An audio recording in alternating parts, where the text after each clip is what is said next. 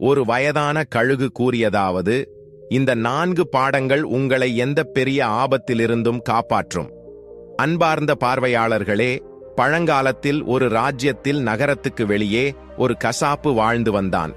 அவனது வதை மனை அங்கேயே இருந்தது. தினமும் விலங்குகளை வெட்டி அவற்றின் இறைச்சியை சந்தையில் விற்பதே அவன் தொழில். கசாப்பின் வதை மனைக்கு வெளியே ஒரு மரத்தில் ஒரு கழுகும் கழுகினமும் வாழ்ந்து வந்தனர். அவர்களுக்கு அங்கே நன்றாக வாழ்க்கை நடந்து கொண்டிருந்தது.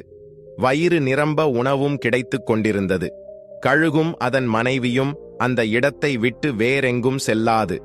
ஒரு நாள் கழுகினம் கூறுகிறது, என் தலைவனே, இன்று மிகவும் குளிராக உள்ளது. இரவை கடப்பது கடினமாக உள்ளது. ஏதேனும் ஞானமளிக்கும் கதை ஒன்றைச் சொல்லுங்கள். இதைக் கேட்ட கழுகு கூறுகிறது, அன்பே, இன்று நான் உனக்கு ஒரு ஞானமூட்டும் கதை சொல்கிறேன். இதில் உள்ள 4 பாடங்களை மனிதர் பின்பற்றினால் அவர் எப்போதும் ஆபத்தில் சிக்கமாட்டார். சிக்கினாலும் விரைவில் விடுபடுவார்.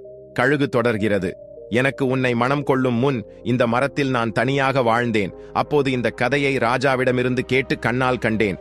மனிதனின் விதி எப்படி மாறுகிறது என்பதை இது காட்டும். ஒரு நகரத்தில் உத்தமன் என்ற மனிதர் வாழ்ந்தார். ஒரு நாள் தந்தையுடன் சண்டையிட்ட அவருக்கு 4 பொற்காசுகள் கிடைக்கின்றன. தந்தை கூறுகிறார், வீட்டில் சோம்பலாக இருக்கிறாய், இந்த நாணயங்களை எடுத்துக்கொண்டு வியாபாரம் செய். உத்தமன் மாலையில் பயணமாகிறான். இந்த நாணயங்களால் சிறு வியாபாரம் செய்து தந்தைக்கு காட்டுவேன் என எண்ணுகிறான். வழியில் ஒரு துறவியை சந்திக்கிறான் உத்தமன். துறவியுடன் பேசி பயணம் செய்ய எண்ணுகிறான். துறவியை வணங்கி தனது கதையை சொல்கிறான். துறவி கூறுகிறார், கதை சொல்கிறேன், ஆனால் ஒரு பொற்காசு தர வேண்டும். உத்தமன் சிந்திக்கிறான், 4இல் ஒன்றை கொடுத்தால் வியாபாரம் எப்படி? பின்னர் எண்ணுகிறான், துறவி ஞானமுள்ளவர், புதிய இடத்தில் வாழ்வதற்கு ஞானமே துணை என நினைக்கிறான். இவ்வாறு எண்ணிய உத்தமன் ஒரு பொன் நாணயத்தை துறவியிடம் கொடுத்து கூறுகிறான், மகாராஜ், கதை சொல்லுங்கள், நான் அதற்கான விலையை செலுத்த தயாராக உள்ளேன். கழுகு தொடர்கிறது, அன்பே, அப்போது நடந்ததை கேளுங்கள். துறவி உத்தமனுக்கு உபதேசிக்க ஆரம்பிக்கிறார். மகனே, இந்த பாடத்தை பின்பற்றினால் உனக்கு பெரும் பயன் கிடைக்கும். கவனமாக கேள். புதிய இடத்தில் உனக்கு சரியான தொழில் கிடைக்காத போது காலியாக உட்கார்ந்திருக்காதே. எந்த ஒரு வேலையையும் ஏற்றுக்கொள். இது வெளிநாட்டில் வாழ்வதற்கான முதல் தங்க விதி. காலியாக இருந்தால் பணம் விரயமாகும். சம்பளம் குறைவாக இருந்தாலும் செலவை சமாளிக்கும் வகையில் வேலை செய். இது அனுபவத்தையும் தரும். உத்தமன் பதிலளிக்கிறான், சரி பாபா, உங்கள் உபதேசத்தை பின்பற்றுவேன். இப்போது கதை சொல்லுங்கள். துறவி புன்னகைத்து கூறுகிறார், மகனே, கதை முடிந்துவிட்டது. இதுவே கதை. உத்தமன் ஆச்சரியத்துடன் கேட்கிறான், பாபா, இது ஒரு கதையா? இது ஒரு சிறு உபதேசம் மட்டுமே. துறவி விளக்குகிறார், ஞானத்திற்கு விலை கிடையாது. இது நெருப்பில் தங்கம் சுட்டார் போல் துன்பத்தில் பயனளிக்கும். 2வது பொன் நாணயத்தை தருகிறான் உத்தமன். துறவி 2வது பாடம் கூறுகிறார், பிறர் பொருளை வஞ்சகத்தால் கைப்பற்றாதே. அதை மண்ணாக கருது. எப்போதும் நேர்மையாக இரு. மீண்டும் உத்தமன் கேலி செய்கிறான், இதுவும் ஒரு கதையா? 3ஆம் நாணயத்துக்கு துறவி கூறுகிறார், ஒருவரின் இரகசியம் தெரிந்தால் அதை ஒருபோதும் வெளிப்படுத்தாதே. கடைசி நாணயத்தை தரும் உத்தமனுக்கு 4வது பாடம், வழியில் யாரேனும் அன்பாக அழைத்தால் அவருடன் 2 நிமிடம் கூடியிருப்பாயாக. அது எதிர்காலத்தில் உதவும். கடைசியாக துறவி இலவசமாக 5ஆம் பாடம் சொல்கிறார், கெட்ட பெண்களை நம்பாதே. அவர்களின் எண்ணங்களை யாரும் அறிய முடியாது. நண்பர்களே, இந்த 5 உபதேசங்களை கொடுத்து துறவி கூறுகிறார், மகனே, நம் சந்திப்பு இவ்வளவு காலமே. அருகிலுள்ள எனது ஆசிரமத்திற்கு இப்போது செல்கிறேன். இவ்வாறு கூறி துறவி சென்று விடுகிறார். உத்தமன் தனியாக பயணத்தை தொடர்கிறான். ஆனால் அவன் மனதில் ஒரு சந்தேகம். 5 உபதேசங்களுக்கு 4 பொன் நாணயங்கள் ஏன் வாங்கினார்? துறவிக்கு பணத்தில் என்ன கவலை? ஊருக்கு திரும்பிய போது இதை கேட்க வேண்டும் என எண்ணுகிறான். பின்னர் முடிவு செய்கிறான், எப்படியாயினும் இந்த 5 பாடங்களும் மிகவும் மதிப்புமிக்கவை. இவற்றை என்றும் நினைவில் வைத்திருப்பேன். நண்பர்களே, உத்தமனிடம் இப்போது ஒரு காசு கூட இல்லை. இனி என்ன செய்வேன்? எப்படி வியாபாரம் தொடங்குவேன் என கவலைகளில் மூழ்கியிருக்கையில் ஒரு நகரை அடைகிறான். வேலை தேடி அலைகிறான். துறவியின் உபதேசம் நினைவுக்கு வருகிறது. வெளிநாட்டில் சோம்பியிருக்காதே, எந்த ஒரு சிறிய வேலையையும் ஏற்றுக்கொள். அப்போது அரச குதிரைப்படை பணியாளர் அனங்கபால் சந்திக்கிறான். அவன் தன் அன்னையை பார்க்க வீடு செல்ல வேண்டியதை விளக்குகிறான். சகோ, என்னிடத்தில் 1 மாதம் வேலை செய்ய முடியுமா? சம்பளம் உனதே. உத்தமன் சிந்திக்கிறான். 1 மாதம் வேலை செய்தால் பணமும் கிடைக்கும், நகரத்தையும் அறிந்து கொள்வேன். இவ்வாறு ஏற்கிறான். அனங்கபால் அவனை அரண்மனைக்கு அழைத்துச் செல்கிறான். நண்பர்களே, அரசர் சக்கரதத்தர் மிகவும் ஞானமுள்ளவர். அவரது மகள் சந்திரபிரபா அழகில் திகழ்கிறாள். அரசருக்கு குதிரை வளர்ப்பில் மிகுந்த ஆர்வம். ஆயிரக்கணக்கான குதிரைகளுக்கு பல பணியாளர்கள். ஒவ்வொருவரும் 10 குதிரைகளை பராமரிக்கிறார்கள். அனங்கபால் உத்தமனை அரசரிடம் அழைத்துச் செல்கிறான். மகாராஜா, என் அன்னையை பார்க்கச் செல்கிறேன். இவர் என் இடத்தில் வேலை செய்வார். அரசர் எச்சரிக்கிறார். குதிரைகளின் பராமரிப்பில் சிறிதும் கவனக்குறைவு ஏற்படக்கூடாது, இல்லையெனில் உனக்கே தண்டனை. அனங்கபால் கூறினார். சரி மகாராஜா, உங்களுக்கு புகார் செய்ய வாய்ப்பே கிடைக்காது. இந்த வேலையை நான் முழுமையாக புரிந்து கொண்டு செய்கிறேன். இவ்வாறு ராஜாவின் ஆணையை பெற்று அனங்கபால் உத்தத்தை அழைத்துக் கொண்டு குதிரை தொட்டிக்குச் செல்கிறார். அங்கு சென்று பார்த்தபோது ஆயிரக்கணக்கான குதிரைகள் கட்டப்பட்டிருந்தன. அனங்கபால் உத்தத்திடம் கூறினார். பார் உத்தம், ராஜா எனக்கு 10 குதிரைகளை கொடுத்துள்ளார். இவற்றுக்கு தீவனம் இடுவது, மசாஜ் செய்வது உள்ளிட்ட பராமரிப்பு உன் பொறுப்பு. உத்தம் கூறினான். நண்பா, கவலையே வேண்டாம். நான் இந்த பணியை நேர்மையாகவும் முழு மனதோடும் செய்வேன். பின்னர் அனங்கபால் தனது அறையை காட்டி, இன்று முதல் நீ இந்த அறையில்தான் தங்குவாய் என்று கூறிவிட்டு நகரத்திற்குச் செல்கிறார். இதற்கிடையில் குதிரை பராமரிப்பில் உத்தம் முழு கவனம் செலுத்தினான். தினமும் குதிரைகளுக்கு மசாஜ் செய்தான், குளிப்பாட்டினான், பிறகு தீவனம் இட்டான். நண்பர்களே, ராஜாவிடமிருந்து ஒவ்வொரு பணியாளருக்கும் 20 கிலோ கொள்ளு குதிரை தீவனம் வழங்கப்பட்டது. உத்தம் அந்த கொள்ளுகளை ஒரு பைக்குள் கட்டி தொட்டிக்குச் சென்று நீரில் ஊற வைத்து அரைத்து குதிரைகளுக்கு இட்டான். வேலை முடிந்ததும் மற்ற பணியாளர்களுடன் சிறிது பேசலாம் என முடிவு செய்தான். மற்ற குதிரைகளை பராமரிக்கும் பணியாளர்கள் அருகே சென்று அமர்ந்தான். அங்கு அனைவரும் ஒரு அறையில் கூடி மது அருந்திக் கொண்டிருப்பதைக் கண்டான். குதிரைகள் இன்னும் வாய் கட்டி வைக்கப்பட்டிருந்தன. உத்தம் கேட்டான். ஏன் சகோ, இன்னும் உங்கள் குதிரைகளுக்கு தீவனம் இடவில்லையா? மது அருந்துவதிலா முனைந்து விட்டீர்கள்? பணியாளர்கள் பதிலளித்தனர். சகோ, எங்கள் வேலை முடியாமல் எப்போதும் இப்படி இருப்பதில்லை. எங்கள் குதிரைகளுக்கு ஏற்கனவே தீவனம் இட்டுவிட்டு இங்கு வந்துள்ளோம். உத்தம் கவனித்தான். ராஜா வழங்கிய கொள்ளுகள் இன்னும் அவர்களிடம் குவிந்திருந்தன. ஏன் பொய் சொல்கிறீர்கள்? இன்னும் எவ்வளவு கொள்ளு அரைக்க வேண்டியது உள்ளது என்று கேட்டான். பதில் வந்தது. தம்பி, இந்த கொள்ளுகள் குதிரைகளுக்கல்ல, இவற்றை விற்று எங்கள் மது தேவையை நிறைவேற்றுகிறோம். உத்தம் கேட்டான். பிறகு குதிரைகளுக்கு என்ன தருகிறீர்கள்? பதில். ராஜா 20 கிலோ கொள்ளு தருகிறார். 5 கிலோ குதிரைகளுக்கு இடுகிறோம். மீதியை விற்று மது வாங்குகிறோம். இந்த நடத்தை உத்தத்திற்கு பிடிக்கவில்லை. ராஜாவுக்கும் இந்த உயிரினங்களுக்கும் இது மோசமான துரோகம் என எண்ணினான். உங்கள் வயிற்றுக்காக இந்த விலங்குகளை பட்டினி வைக்கிறீர்களா என்று கேட்டான். பணியாளர்கள் முணுமுணுத்தனர். பார் சகோ, வாழ்வதற்காக இதை செய்ய வேண்டியதுதான். ராஜா சம்பளம் போதாது. பணத்தால் யாருடைய வயிறு நிரம்பியது? நீயும் இப்படித்தான் செய். உன்னை யார் தடுக்கிறார்கள்? அனங்கபால் உன்னை இங்கு வைத்ததால் சொல்கிறோம், வேறு யாரிடமும் சொல்லாதே. நண்பர்களே, இந்த வார்த்தைகளை கேட்ட உத்தம் மௌனமாக அறைக்குத் திரும்பினான். இவர்கள் சொல்வது சரிதான். நாளை முதல் நானும் இப்படியே செய்வேன். மோசடி செய்து நிறைய பணம் சேகரிப்பேன். 1 மாதம்தான் இங்கு இருக்க வேண்டும். அனங்கபால் வந்ததும் இந்த வேலையை எடுத்து விடுவார். அதுவரை பணம் சேர்த்து வியாபாரம் தொடங்குவேன் என எண்ணினான். நண்பர்களே, கட்டிலில் படுத்தபடி உத்தம் இவ்வாறு சிந்தித்துக் கொண்டிருந்தான். அப்போது சாதுவின் 2வது உபதேசம் நினைவுக்கு வந்தது. பிறர் பொருளை வஞ்சகம், சூழ்ச்சி, மோசடியால் கைப்பற்றக்கூடாது. பிறர் பொருளை மண்ணாக கருத வேண்டும். அதற்காக உன் நியாயத்தை கெடுத்துக் கொள்ளாதே.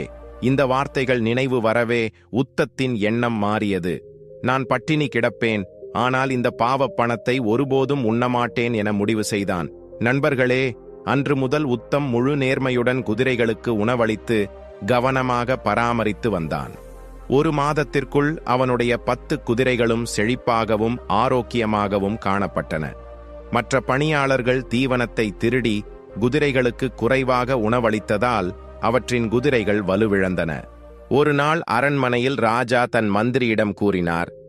மந்திரியே, நீண்ட காலமாக என் குதிரைகளின் பந்தயத்தை காணவில்லை. எல்லா பணியாளர்களுக்கும் தகவல் அனுப்பு. தங்கள் குதிரைகளுடன் மைதானத்தில் வர வேண்டும். நாளை பந்தய போட்டி நடத்துகிறேன். ராஜாவின் ஆணைப்படி மந்திரி உத்தரவிட்டதும் அனைத்து பணியாளர்களும் குதிரைகளை குளிப்பாட்டி அலங்கரித்து மைதானத்தில் குவிந்தனர். ராஜா குதிரைகளை பார்த்தபோது உத்தத்தின் 10 குதிரைகள் மட்டுமே செழிப்பாகவும் மற்றவை மெலிந்தும் இருப்பதைக் கண்டார். கோபத்துடன் மந்திரியிடம் கூறினார், மந்திரியே, என் குதிரைகள் எல்லாம் ஆரோக்கியமாக இருந்தன. இப்போது 10 மட்டுமே நன்றாக உள்ளன. மற்றவை ஏன் இப்படி? உத்தத்தின் குதிரைகளை கவனித்த ராஜா மகிழ்ச்சியடைந்தார். மறுநாள் உத்தத்தை அழைத்து வினவினார், அனங்கபால் நியமித்தவன் நீதானே? உத்தம் உறுதியுடன் பதிலளித்தான், ஆம் மகாராஜா. ராஜா வினவினார், உன் குதிரைகள் மட்டும் ஏன் செழிப்பாக உள்ளன? தீவனம் சமமாகவே கொடுக்கப்படுகிறதே. உத்தம் விளக்கினான், மகாராஜா, மற்ற பணியாளர்கள் லஞ்சம் வாங்குகிறார்கள். நீங்கள் தரும் 20 கிலோ கொள்ளில் 5 கிலோ மட்டுமே குதிரைகளுக்கு தருகிறார்கள். மீதியை விற்று மது வாங்குகிறார்கள். ஆனால் நான் முழு 20 கிலோவையும் குதிரைகளுக்கே தருகிறேன். இதை கேட்ட ராஜா கோபத்தால் கொதித்தெழுந்தார். திருடர்களே, உங்கள் சம்பளத்தோடு தீவனத்தையும் திருடுகிறீர்களா? பணியாளர்கள் நடுங்கி மன்னிப்பு கேட்டனர். மன்னிக்கவும் மகாராஜா, இனி செய்ய மாட்டோம். ராஜா வாளை உருவிய போது உத்தம் மன்றாடினான், மகாராஜா, இவர்களை இம்முறை மன்னிக்கவும். ராஜா எச்சரிக்கை விடுத்துவிட்டு உத்தத்தை பாராட்டினார். இனி நீயே குதிரை தொட்டியின் முதன்மை ஆய்வாளர். மாதந்தோறும் 10,000 ரூபாய் சம்பளம். யாராவது திருடினால் உடனே அறிவிக்க வேண்டும். ராஜா கடுமையான உத்தரவுகளை வழங்கி அந்த சேவகர்கள் அனைவரையும் பணி நீக்கம் செய்து உத்தமை அவர்கள் மீது கண்காணிப்பாளராக நியமித்தார். ராஜா தனது விரலில் ஒரு வைர மோதிரத்தை அணிந்திருந்தார். அந்த மோதிரத்தை கழற்றி உத்தமிடம் பரிசாக கொடுத்து, எப்போது வேண்டுமானாலும் எங்களை சந்திக்க இந்த மோதிரத்தை காவலர்களுக்கு காண்பித்து வரலாம் என்று கூறினார். குதிரை படைக்கு சென்ற உத்தம அனைவருக்கும் விளக்கினார், இந்த முறை நான் உங்களை காப்பாற்றிவிட்டேன். மீண்டும் தவறு செய்தால் ராஜா உங்களை வாழ்நாள் முழுவதும் சிறையில் அடைப்பார். எனவே நேர்மையாக பணியாற்றுங்கள். நண்பர்களே, அன்று முதல் அனைவரும் நேர்மையாக குதிரைகளை பராமரிக்கத் தொடங்கினர். எந்த ஏமாற்றமும் நடக்கவில்லை. குதிரைகள் மீண்டும் ஆரோக்கியமாகின. நண்பர்களே, 1 மாதம் கடந்துவிட்டது. அனங்கபால் தன் தாயை சந்தித்து தன் பணியிடம் திரும்பினான். குதிரைப்படைக்கு வந்ததும் சேவகர்கள் அனங்கபாலை சூழ்ந்து உத்தமின் செயல்களை விவரித்தனர். அனங்கபால் கூறினான், கவலைப்படாதீர்கள், நான் திரும்பி வந்துவிட்டேன். இனி அவன் இங்கிருந்து செல்லத்தான் வேண்டும். சேவகர்கள் மறுத்தனர். அவன் போக மாட்டான். ராஜா அவனை மேற்பார்வையாளராக நியமித்து விட்டார். பின்னர் அனங்கபால் உத்தமை சந்திக்க சென்றான். உத்தம அப்போது அறையில் படுத்திருந்தான். அனங்கபாலை கண்டு மகிழ்ச்சியடைந்த உத்தம, நண்பா, வந்துவிட்டாயா? உன்னை பார்த்து மிகவும் மகிழ்ச்சி என்று கூறினான். இருவரும் ஒன்றாக உட்கார்ந்து உணவருந்தினர். உணவிற்கு பின் தனித்தனி படுக்கைகளில் படுத்தனர். அனங்கபால் மனதிற்குள் உத்தமை பற்றி மிகவும் பொறாமை கொண்டான். ராஜா தனக்கு மேலான பதவியில் உத்தமை நியமித்ததும் தன் ஏமாற்றுதலை வெளிப்படுத்தியதும் அவனை கோபப்படுத்தியது. அனங்கபால் உத்தமை தாழ்த்தி பழிவாங்க நினைத்தான். நண்பர்களே, அனங்கபாலும் திருட்டில் ஈடுபட்டவன் என்பதை அறிந்து கொள்ளுங்கள். உத்தமின் நடவடிக்கை அவனுக்கு பிடிக்கவில்லை. அன்று மழை மேகங்கள் சூழ்ந்திருந்தன. மெல்லிய மழை தூறல், இடி மின்னலுடன் கூடிய இரவு. இதற்கிடையில் இளவரசி சந்திரபிரபாவுக்கு தூக்கம் பிடிக்கவில்லை. ஏனெனில் அனங்கபால் மற்றும் இளவரசிக்கு இடையே காதல் விவகாரம் நடந்து கொண்டிருந்தது. அனங்கபால் திரும்பி வந்ததை அறிந்த இளவரசி இரவில் எழுந்து அவன் அறைக்கு சென்றாள். தற்செயலாக அப்போது உத்தமும் அந்த பகுதியில் சுற்றித் திரிந்து கொண்டிருந்தான். அனங்கபாலின் அறையில் பெண் குரல் கேட்டு உள்ளே பார்த்தான். இளவரசியை கண்டு அதிர்ச்சியடைந்த உத்தம மௌனமாக தன் அறைக்கு திரும்பினான். அனங்கபால் இளவரசியிடம் கூறினான், இனி உத்தமே நமது பாதையில் முட்கம்பி. அவனை எப்படியாவது கொல்ல வேண்டும். இளவரசி பதிலளித்தாள், கவலைப்படாதே, என் தந்தையிடம் சொல்லி மரண தண்டனை வாங்கிவிடுகிறேன். உத்தம மனதில் சிந்தித்தான், இளவரசியுடன் இவ்வாறு ராஜாவை ஏமாற்றுகிறான். இதை ராஜாவிடம் சொல்ல வேண்டும். ஆனால் துறவியின் எச்சரிக்கை நினைவுக்கு வந்தது. யாருடைய ரகசியத்தை அறிந்தாலும் 3வது நபரிடம் சொல்லக்கூடாது. இதனால் ராஜாவிடம் செல்லும் எண்ணத்தை கைவிட்டு மௌனமாக படுக்கைக்கு சென்றான். அப்போது இளவரசி சந்திரபிரபா அனங்கபாலை சந்தித்த பிறகு தன் அறைக்கு திரும்பி கதவை உட்புறம் தாழிட்டு கொண்டு பலமாக ஆழத் தொடங்கினாள். என்னை காப்பாற்றுங்கள், காப்பாற்றுங்கள் என்று கூச்சலிட்டாள். இளவரசியின் கூக்குரலை கேட்டு அரண்மனை ஊழியர்கள் அனைவரும் விழித்தெழுந்தனர். விரைவாக ராஜாவுக்கு செய்தி அனுப்பப்பட்டது. ஓடி வந்த ராஜா அந்தப்புரத்தில் நுழைந்து மகளை கேட்டார். மகளே, என்ன நடந்தது? ஏன் இப்படி அழுகிறாய்? நண்பர்களே, அனங்கபாலின் சொற்படி சந்திரபிரபா ஒரு பொய்க்கதையை புனைந்திருந்தாள். திடீரென கூறினாள், அப்பா, நீங்கள் புதிதாக நியமித்த அந்த ஊழியர் என் மீது பலவந்தம் செய்ய முயன்றார். இரவில் என் அறைக்குள் நுழைந்து எனது மானத்தை கெடுக்க முயற்சித்தார். நான் கத்தியதும் சாளரத்தில் இருந்து குதித்து ஓடிவிட்டார். நீங்கள் கொடுத்த மோதிரத்தை தவறாக பயன்படுத்தி காவலரை ஏமாற்றி இருக்க வேண்டும்.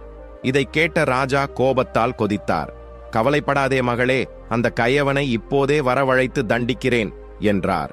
இளவரசி முன்மொழிந்தாள், அவருக்கு மரண தண்டனை தராதவரை நான் உணவு நீர் தொடமாட்டேன்.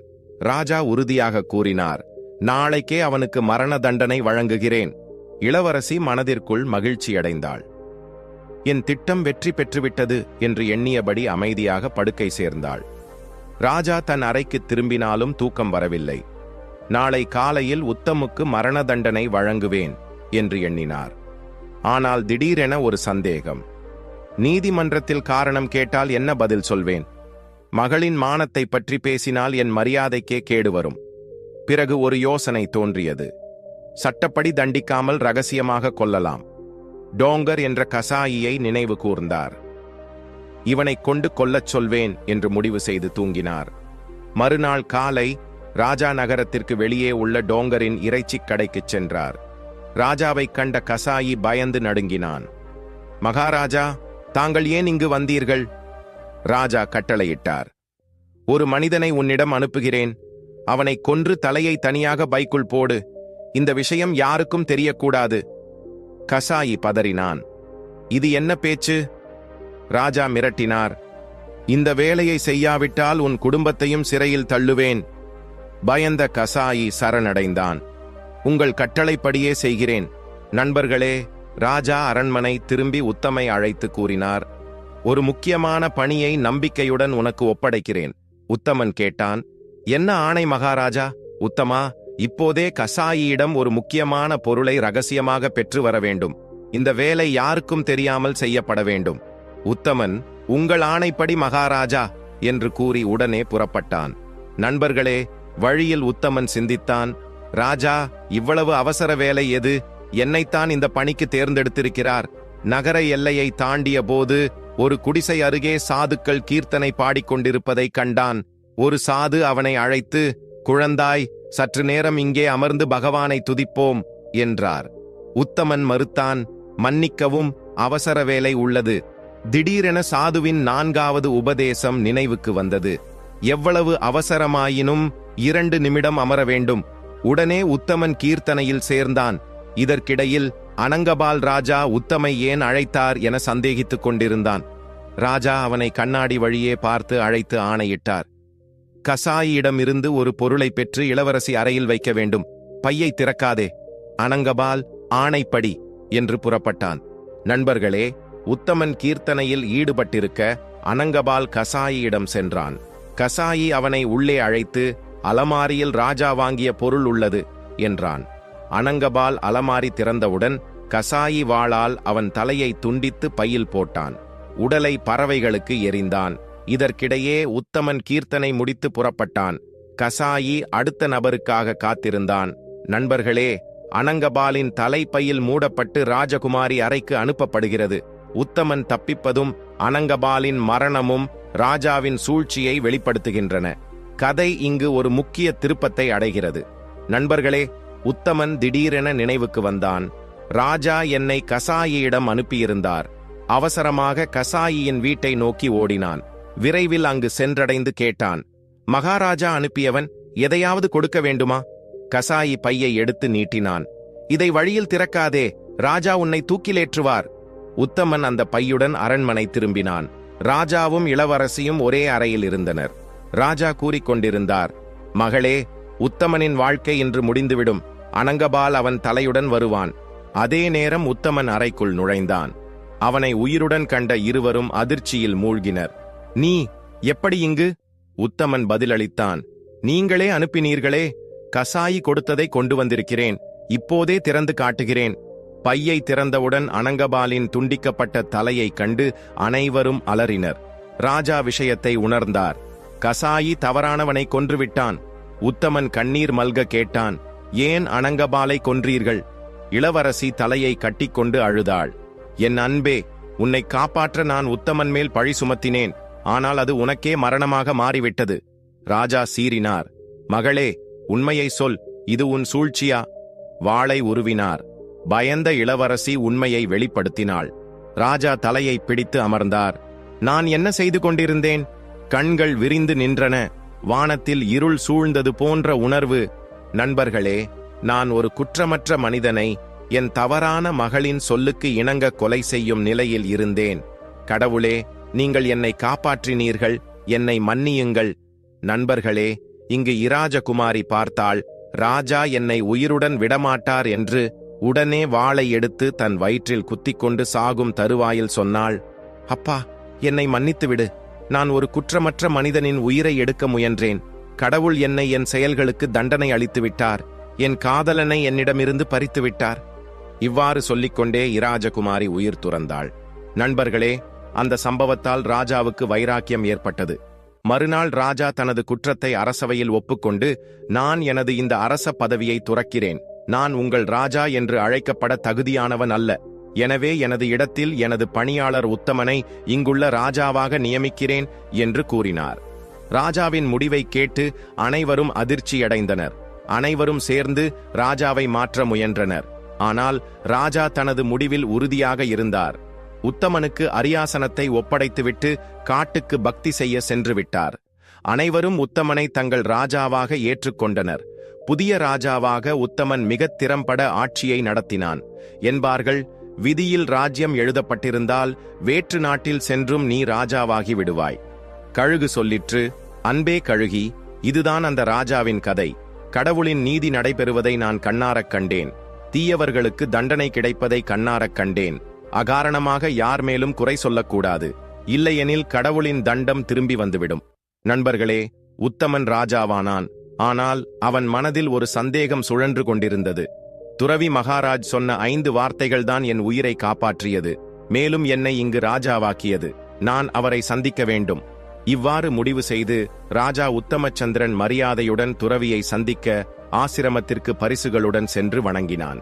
ராஜா கேட்டான், மகாராஜ், நான் உங்களிடம் ஒரு விஷயம் தெரிந்து கொள்ள விரும்புகிறேன். என்னை அடையாளம் கண்டு கொள்ளுங்கள். நான் சில நாட்களுக்கு முன்பு வழியில் சந்தித்த அதே மனிதன். நீங்கள் எனக்கு 5 வார்த்தைகள் சொன்னீர்கள். இன்று நான் ஒரு ராஜாவாகிவிட்டேன். உங்கள் வார்த்தைகள் என் வாழ்க்கையில் மிகவும் பயனுள்ளதாக இருந்தன. நான் இதை அறிய விரும்புகிறேன். நீங்கள் ஒரு துறவி, மோக மாயையிலிருந்து விலகியவர். மோக மாயையிலிருந்து விலகிய பின்தான் ஒருவர் துறவியாக முடியும் என்கிறார்கள். அப்படியென்றால் நீங்கள் ஏன் எனக்கு 5 வார்த்தைகள் சொல்லும் பிரதியாக என்னிடம் தங்க நாணயங்கள் வாங்கினீர்கள்? நீங்கள் எனக்கு இலவசமாகவும் உபதேசிக்க முடியும். ஆனால் நீங்கள் ஒவ்வொரு உபதேசத்திற்கும் ஒரு தங்க நாணயம் வாங்கினீர்கள். அதற்கு துறவி பதிலளித்தார், மகனே, இலவசமாக கிடைக்கும் பொருட்களை மக்கள் சரியாக பயன்படுத்துவதில்லை என்று கூறுவார்கள். ஒருவர் உழைப்பு மற்றும் பணம் செலவழித்து பெற்றவைகளை மட்டுமே மதிக்கிறார்கள். இலவசமான பொருட்களை மக்கள் தண்ணீர் போல் விரயம் செய்கிறார்கள். நான் உங்களுக்கு இலவசமாக அறிவுரை கொடுத்திருந்தால் நீங்கள் அதை பின்பற்றியிருக்க மாட்டீர்கள். ஏனெனில் அந்த வார்த்தைகளுக்கு பதிலாக உங்களிடமிருந்து 4 தங்க நாணயங்கள் சென்றன. எனவே மனிதன் இலவச உணவுக்கு பின்னால் ஓடக்கூடாது. எப்போதும் உழைத்து சம்பாதித்து உண்ண வேண்டும். அதுதான் பலனளிக்கும். எனது பேராசை பற்றிய விஷயம் வந்தால் என்னுள் சிறிதளவு கூட ஆசை இல்லை. நீங்கள் கொடுத்த 4 தங்க நாணயங்கள் இன்றும் பத்திரமாக வைத்திருக்கிறேன். நீங்கள் விரும்பினால் இப்போது எடுத்துச் செல்லலாம். இவை எனக்கு எந்த பயனும் இல்லை. இவற்றை எடுத்துச் சென்று ஏழைகளுக்கு விநியோகித்து விடுங்கள். துறவியை சந்தித்த பிறகு ராஜா உத்தமச்சந்திரன் தனது நகரத்திற்கு திரும்பி ஆட்சியை சீராக நடத்தினான். நண்பர்களே, இந்த கதையின் அர்த்தம், வாழ்க்கையில் இலவசமாக எதையும் எடுக்கக்கூடாது. 2வதாக, யாருடனும் வஞ்சகம் செய்யக்கூடாது. 3வதாக, யாரும் கொடுக்கும் அறிவுரைகளை மறக்கக்கூடாது. அவற்றை வாழ்க்கையில் தேவைக்கேற்ப பயன்படுத்த வேண்டும். அன்புள்ள பார்வையாளர்களே, இந்த கதை உங்களுக்கு எப்படி இருந்தது என்பதை கருத்துக்களில் தெரிவிக்கவும். அடுத்த கதையில் மற்றொரு விவாதத்துடன் உங்களை சந்திக்கிறோம். உங்கள் அனைவருக்கும் மிக்க நன்றி. ஜெய் ஸ்ரீ கிருஷ்ணா.